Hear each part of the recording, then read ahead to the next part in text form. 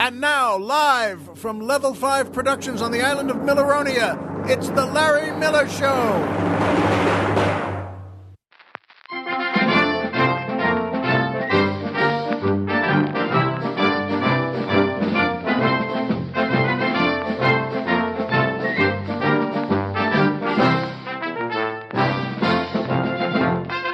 Good evening, Mr. and Mrs. America, and everyone who had a great Thanksgiving.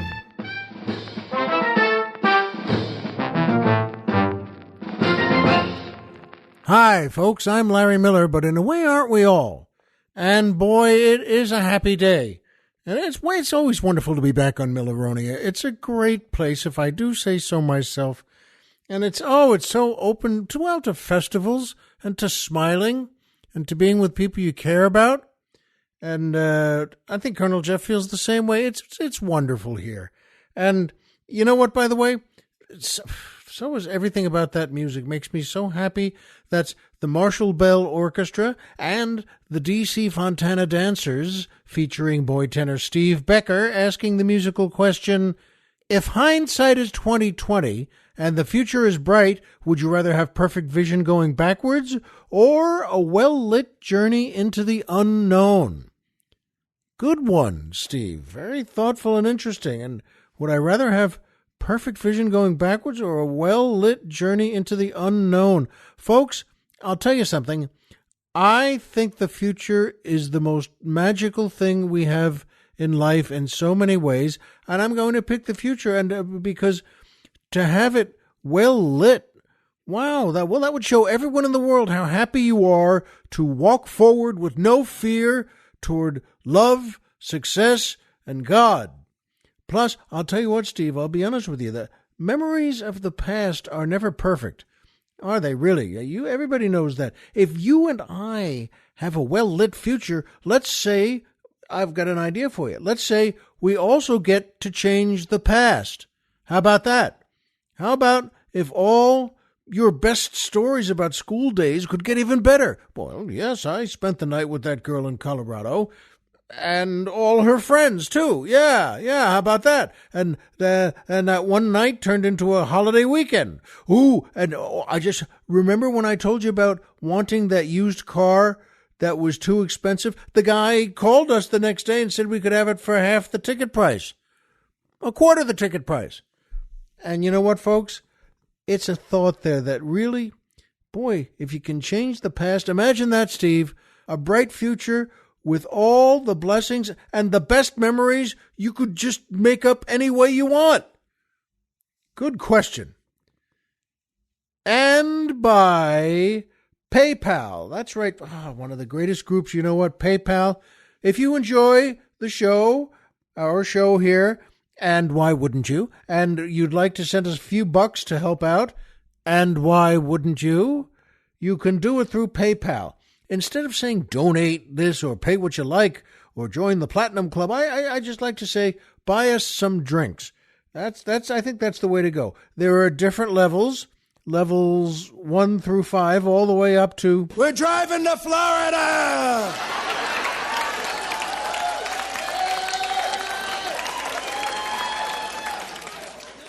Boy, that guy is happy. Oh, that's me. Look for the PayPal banner on our website. That's how you get there. You can get there 100 different ways. Anything on the computer, your iPhone, whatever you want. Go to our website, though. That's LarryMillerPodcast.com. Who's on the mountain? Tom Mix. Oh, I'm sorry. That's still from Thanksgiving, I bet. At any rate, go to our LarryMillerPodcast.com, and we, as I said, have a banner right there that says PayPal. And just click that and then go take a nap. Because remember, every little bit helps us keep the old leg lamp lit here. And thank you to everyone who's contributed already and everyone who's about to. Boy, I'll tell you something, though, and it's important to say this about D.C. Fontana. And there's a reason I wanted to mention her. She was a great lady. She was Gene Roddenberry's assistant when Star Trek premiered and became a hit, and she asked him if she could write some scripts, and he said, sure. First, she started making Mr. Spock a fuller character. She wrote all that, like all the conflicts between his human and the Vulcan sides. And Leonard Nimoy loved it too. And then she started writing full scripts, and all of them got made, and they were great. In fact, she wrote the second episode of the first season. That's pretty good. She passed away just a couple of days ago. Rest in peace, DC. Her husband said she was a very, very tough lady. She carried a phaser with her right up to the end. Well, that's pretty good. Let's hope they say the same thing about us, folks. Good question, Steve. And that brings me to my favorite part of the show, the joke of the week. A pirate goes into a bar. How many times you get a chance to say that? But he's all dressed up in it. Well, he's a pirate. And the bartender says to him, gee, well, it's good to see you, Skipper there. To be honest, it's been a long time, and you're looking good. I noticed, though, that, you've got a wooden leg now. And how'd that happen? And he shrugs it off and says, there's nothing. Just sure, we had a fight, we had a battle, and we won it.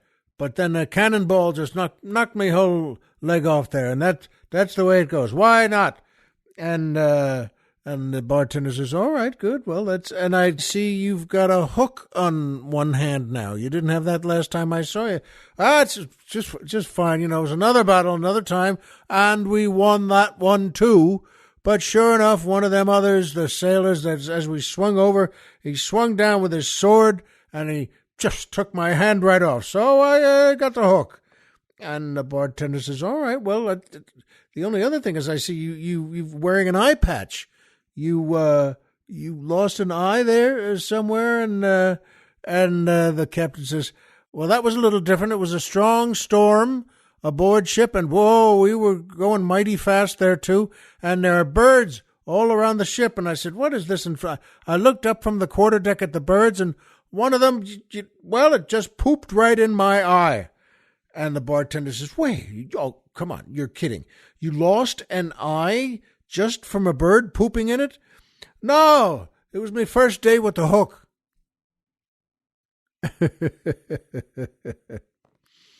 That's a pretty good joke. The Colonel and I both like that one, and I hope you did too.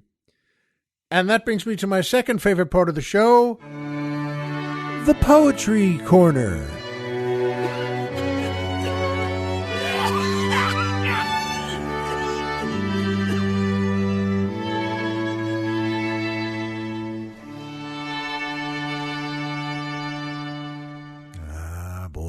You don't have good string quartets on pirate ships like that.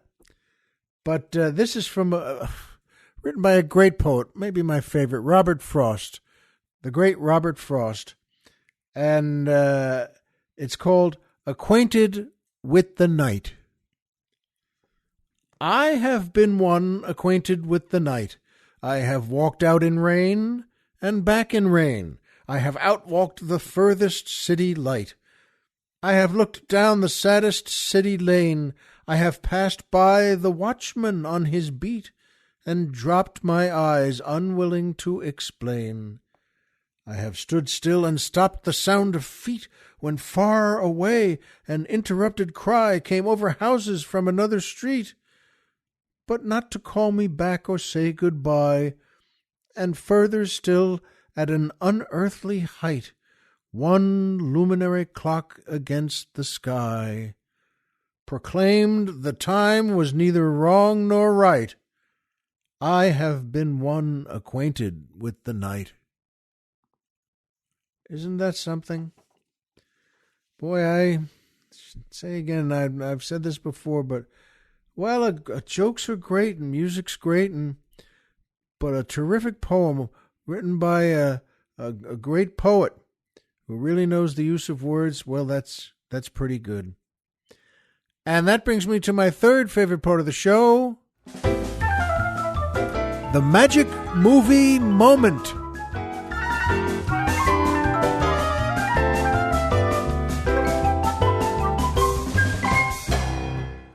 This is a terrific movie. I like this movie. I love it.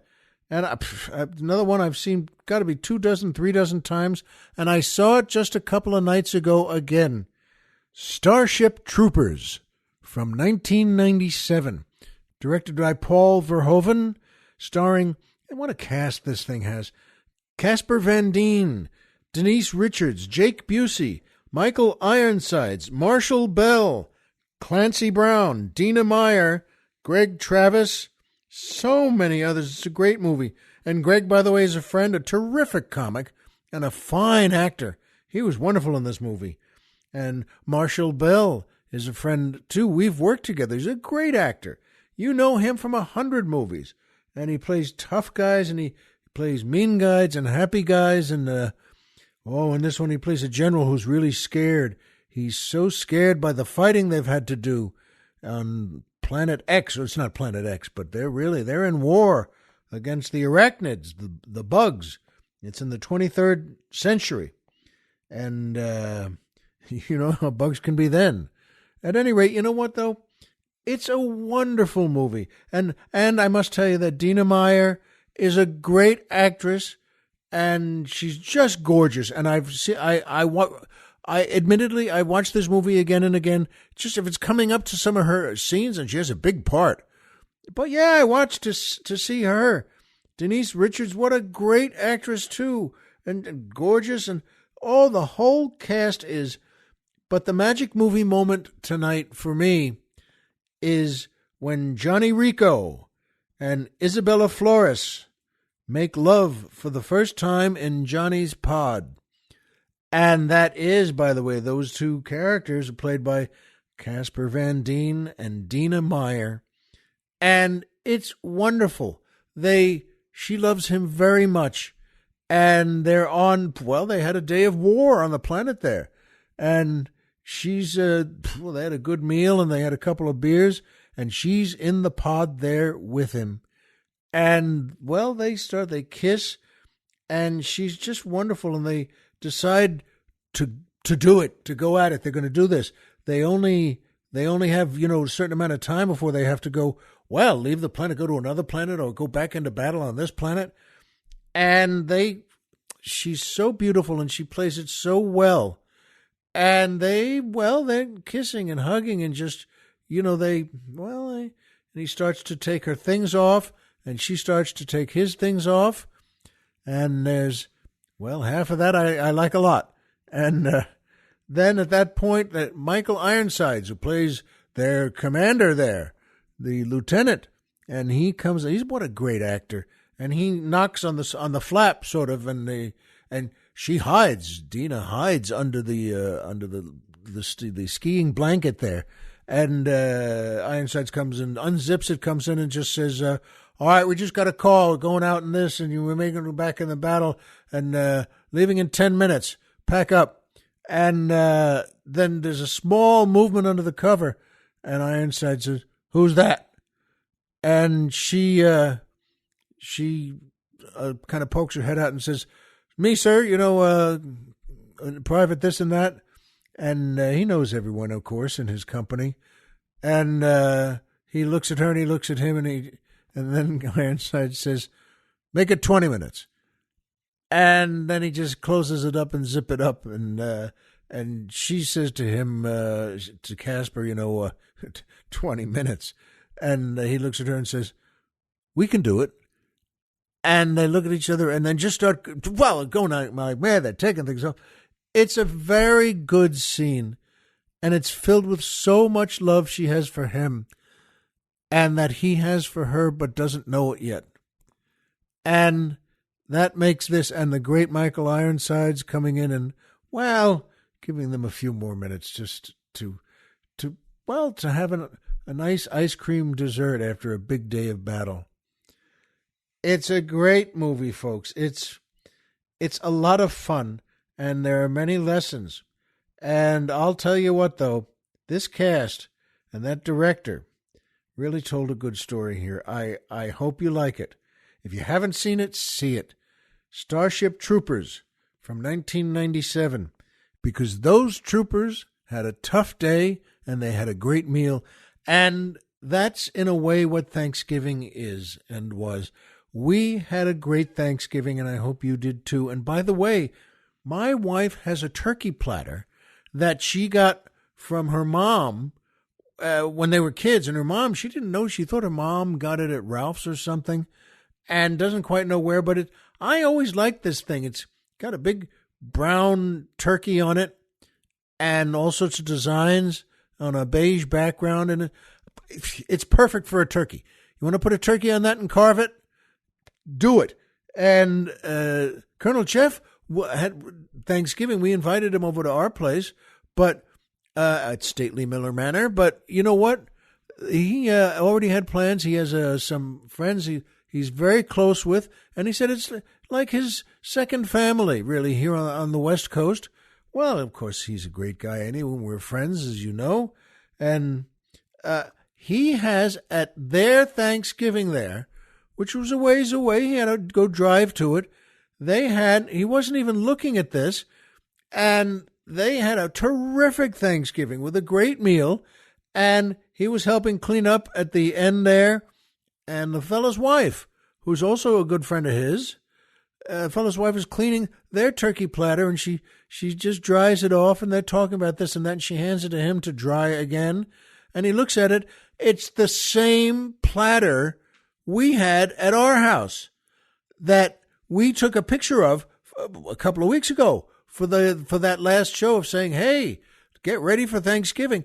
Now that's kind of neat, isn't it? I mean, this was, how many times does that happen in life?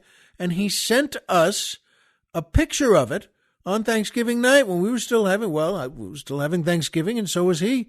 And he's holding that up in the picture, and both my wife and I went, no, get out. And it was just great. And that's one of the ways Thanksgiving can be great. Sometimes it's big ways and sometimes it's small ways. My wife made a great meal, and I mean great. And this is not just complimenting someone. We had 11 people, 2 turkeys, which was her idea to sort of cut one in half and then put it next to a regular whole turkey, and sort of what I always call the Norman Rockwell turkey. And on the same big pan, and put them in the oven, homemade green beans and corn, 2 kinds of homemade stuffing. She made all of this. And homemade apple pie and homemade pumpkin cheesecake. What was it? I'd never even heard of that, and she made it. Homemade pumpkin cheesecake. Homemade jalapeno cranberry sauce. And, are you sitting down? Can you buckle up? Store-bought canned Ocean Spray cranberry sauce. Is that good enough for you? She showed me the can. She got it just for me, because I had always, said, gee, I'd like to see one of those cans of cranberry sauce where the thing sort of slides out. It's in the shape of a can, of course. It's got the lines of the can around it. Now, you all know this, and I looked at it, and, well, she made a great cranberry sauce, but this is what I just kind of wanted for a while now, for years. And I don't know exactly why, but I wanted it. Well, and I was she smiled and handed it to me, and I opened it up and put it, and she handed me a plate just to slide the thing out, and it was great. I was the only one who ate it, but so what? I mean, what she made was, folks, this was quite a feed. Really, just a dandy event. And my wife made all of it, except, by the way, for her sister Helen made the apple pie. Boy, Helen makes great pies. But God bless her, my wife decorated the place and cooked everything. And we had, as I said, 11 family members and friends, and they all thought this was the best Thanksgiving they had ever been to. Except for one thing. Doesn't anyone make old-style stuffing anymore? I know. I've mentioned this before, and more than once. And I would never raise the topic to my wife. I mean, she made a beautiful meal and a fabulous gathering, and even had the coolness to get a can of cranberry sauce for me. She deserves nothing but smiles, and compliments. And she got them from everyone, starting with me. And by the way, I keep saying stuffing, God knows neither you nor I need another bowl of hot, fatty stuff on the table. But am I crazy? Don't answer that. I've just got this thing in my head about a big bowl of hot, moist, thick, soft stuffing. Nothing in it, by the way. No mushrooms, no green stuff, no onions or cheese, or just stuffing. Didn't we all used to have that when we were kids? Am I the only pickle head out there? Does anyone else want to ladle a big wallop of that onto your plate? Now, let me reiterate this. God bless her. My wife made the biggest, bestest dinner in American history, but I still want that stuffing. And Colonel Jeff, by the way, I spoke to him the next day, and just a call and say, that's amazing that you had the turkey plate, that she had the same thing. And I told him about the stuffing, and he said, why don't you just make it next year without telling anyone? And I said, no, I can't. I don't want to. First of all, I don't want to make my wife sad or mad, like I don't like what she's made. And then he said, wait a minute, hang on. Wait till summer and just, remind her how good it was. Oh, that she made a great meal, because it's true. And then just say, ooh, you know what? I'd like to help out on the next one. Hey, you know what, honey? Make everything the way you did, the way you want, and I'll do the stuffing. You made two great stuffings, and I'll just do the stuffing the way it is in my memory. Don't even worry about it, and I'll just do that too. And I looked at him for a second, and I thought, well, wait a minute. That's not bad. That's not bad at all. And, I thought, is there something you want for Thanksgiving, folks, that you never get, that you've never gotten, that you want? I mean, an old-fashioned biscuit or gravy or potato?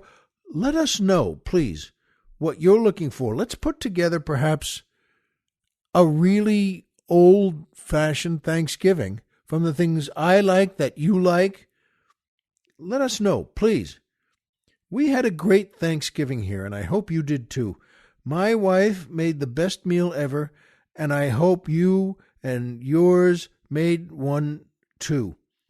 Everyone was full of affection and thanks, by the way. We were all full of thanks. Isn't that the most important part? Well, those are the big things, and that turkey plate in both homes is one of maybe the little things, but it's not little after all. And then one of the big things, is everyone grateful there? I think that may be the most important part. I know that, and you do too, because we both know the same things. Homer is Homer, and Pluto is a planet. So remember, folks, as always, if you walked out of bed today and had a job to go to and a home to come back to and someone there who loves you, folks, the game's over and you've won. And that's something to be thankful for. Be well, and we'll see you here next time.